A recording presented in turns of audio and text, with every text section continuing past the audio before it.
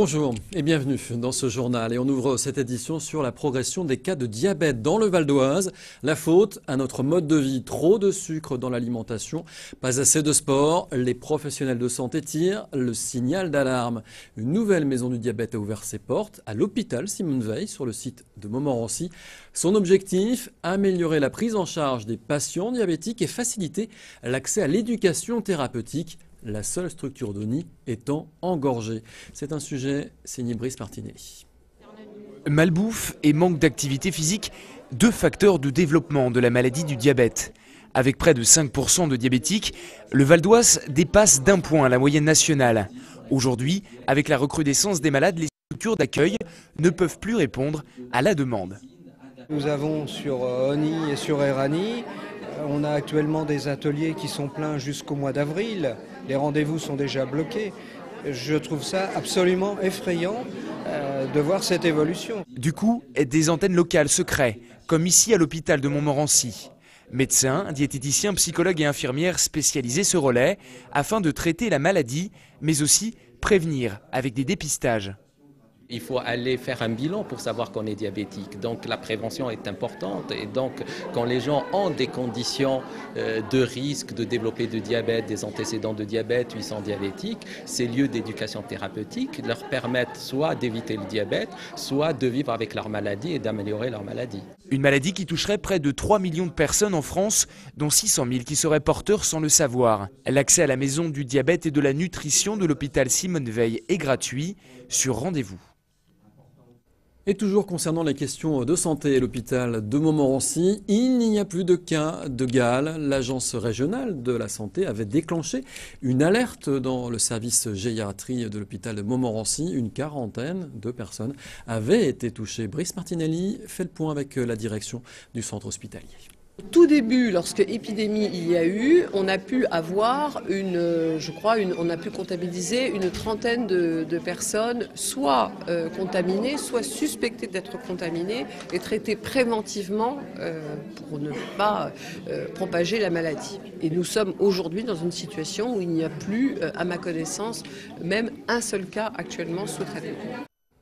Du sport maintenant, certains la comparent déjà à Teddy Riner. Rien que ça, Clarisse Abenianou s'est déjà fait un nom sur les tatamis. La judokate pensionnaire du club d'Argenteuil a frappé un grand coup en conservant son titre de championne de France chez les juniors et les seniors dans la catégorie des moins de 63 kilos. Une réussite insolente à seulement 18 ans et des ambitions plein la tête. Christophe Faubry et Fabien Madigou vous proposent le portrait d'une championne hors pair. D'autre côté, voilà, effectivement. L'autre côté, tu tournes. Pour mes forces, je dirais plutôt mon mental et mon physique. Et mes faiblesses, le sol et le manque d'inattention.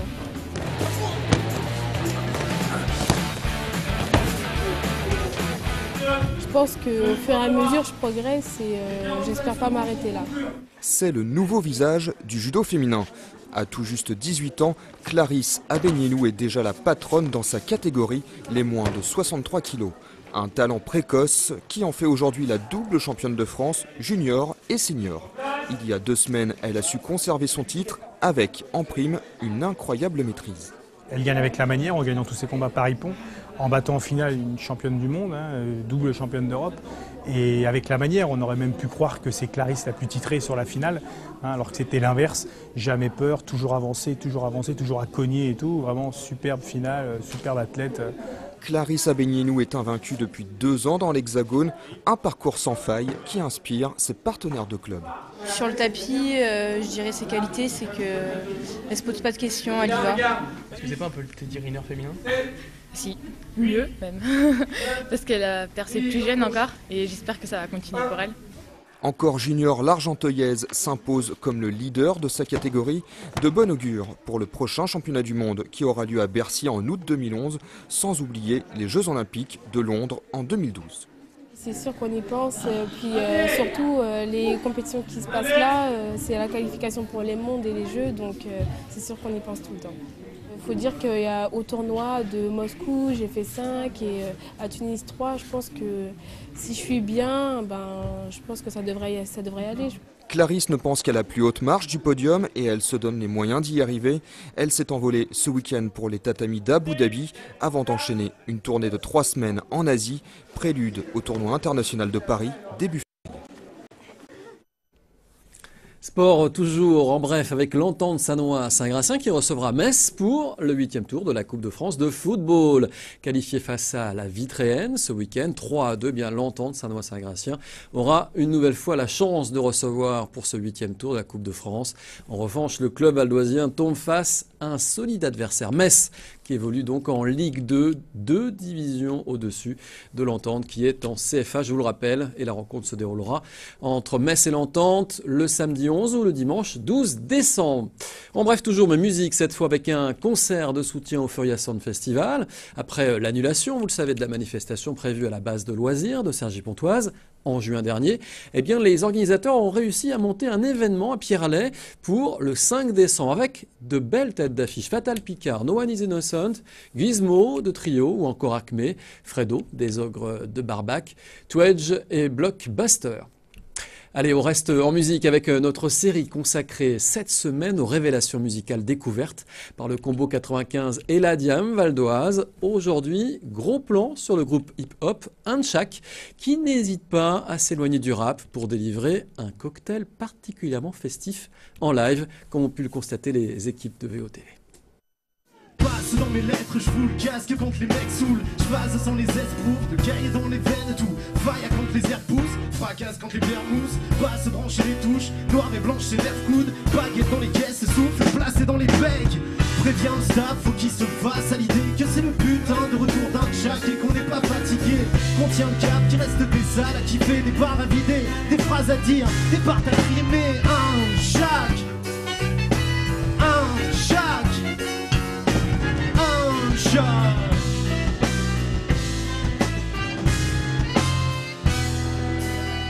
Lui avait envie de faire un projet jazz rap depuis longtemps, moi je rappais depuis pas longtemps. Et donc il m'a envoyé pas mal d'instrus, ça a commencé tous les deux, quoi. Lui à la composition et moi à la voix.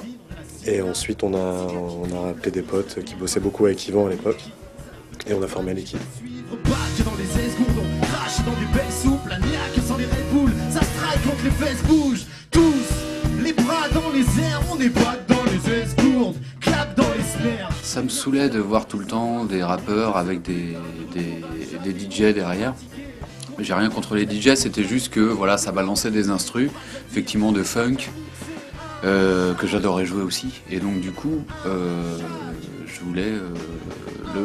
mon premier choc, on va dire, à ce niveau-là, c'était MC Solar. Boom bap sur la scène, premier coup de batterie, je suis backstage, je bouffe grave, je me fais tout le catering discret. Je peux boire et voir tout le geek, je suis le guest, je rappe mais pas tout de suite d'où je suis. J'entends surtout la basse en coulisses, je l'ai dans le cul pour la vibe. Je capte pas les cuivres, pas les mots du micro, mais j'ai une place stratégique à déco du frigo. Je ferai pas d'excès mais y'a des canettes fraîches, donc peut-être que je m'arrêterai sur Planète Bière. Ça passe pas vite, je lève la tête à chaque fille. Du son de 9e morceau, après le passage bis, invité sur un titre, après je me casse. Pour l'instant je fais un feat avec le bar. Faut que je répète, je vais me chanter mon texte parce que je suis le guest et que je chantais mon stress. Le truc c'est que instrumentalement c'est pas du tout hip-hop, ça va, c'est musette, c'est rock'n'roll, c'est jazz rock, surtout jazz rock au début. C'est parti pour ouais, carrément. Rock. Et donc moi il y a eu toute une période d'adaptation où souvent on partait de mes acapellas que je posais sur des prods rap, que Yvan reprenait et rechangeait, donc il y a tout un passage en répète, enfin c'est du boulot quoi. Mais c'était le cahier des charges du début quoi. Essayer de mettre du rap sur des musiques sur lesquelles on n'a pas l'habitude d'entendre du rap. Avec la musique colle au texte aussi. Je suis le guest, j'arrive en plein concert, je suis le guest, tout le monde les mains en l'air, je suis le guest, je baisse le truc, les gens bougent rap, j'ai 16 mesures, les gens nous calment. On essaye de se faire rire nous-mêmes, et quand ça nous fait rire nous, on valide pour la suite, on le teste devant des gens, et puis si ça fait rigoler, on continue. On essaye de faire de la musique marrante. Après on a quelques textes un peu plus sérieux. Ouais, c'est pas que du drôle non plus. Oui, parce que bon. Non, mais c'est quand même du rire et du rap. Oui, il y a un peu de rire et de rap. Il faut quand même vendre le rêve je suis d'accord. aux gens. Du coup, j'assiste à une Primo, sa poche trône en en traitant d'autres de pauvres connes. Secondo, sa poche trône, ça se trouve grosse ou trop bonne. Et Et quand ça rigole, bah c'est rarement tout bas. Et sous le drap, ça se trouve bandante ou pas. Tu pensais que toi et tes potes étiez immondes, t'as rien vu. Ça boit, pète, trotte et en 10 secondes ça devient cru, bien cru. Moi j'y aurais bien cru, mais ici je suis l'intrus. Pourtant ça parle bien de cul, ça cause ex-boys, next boys, texto et sex toys. Dans des années elles auront des cinquantaines de varices. Elles s'en branlent, elles s'enchaînent, 20 blancs crème de cassis. C'est soir et filles, ça rigole, ça rigole. Ça défile et ça picole, ça picole. Comment elles arrivent à tenir debout sur ma rive? Elles sont pires que nous. C'est soir et filles, ça rigole, ça rigole. Ça défile et ça picole, ça picole. Comment elles arrivent à tenir debout sur ma rive? Elles sont pires que nous. Voilà les talents de la nouvelle scène valdoisienne et ça continue demain et après-demain sur l'antenne de VOTV. Voilà, ce journal se termine. Merci encore de l'avoir suivi. On se retrouve bien sûr dès demain et tout de suite sur vonews.fr.